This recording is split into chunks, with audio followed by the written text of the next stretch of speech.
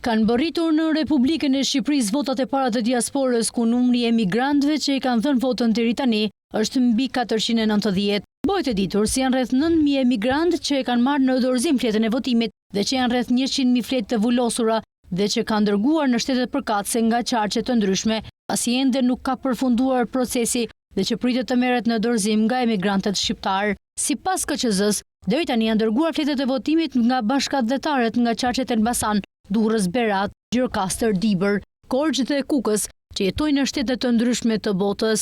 Zarfet të dërguara u përkasin bashkëdhetarëve nga qarqet Elbasan 25.022, Durrës 24.872, Berat 15.502, Dibër 9.582, Gjirokastër 8.453, Kukës 3.946 dhe Korçë 20.329. Të ndara sipas shteteve janë dërguar në Itali 27.769 zarfe, në Greqi 21.832, në Gjermani 12.937, në Mbretërinë e Bashkuar 9.006 zarfe, në Shtetet e Bashkuara 9.849 dhe në Francë 2.596 zarfe.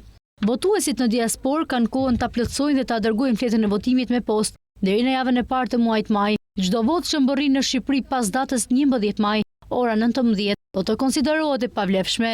Vendi i caktuar për administrimin e këtij procesi është Pallati i Sportit Feti Borova, pranë Parkut Olimpik Tiranë. Aty po përgatitet dhe dërgohen fletët e votimit dhe po aty do kryhet numërimi i votave të diasporës.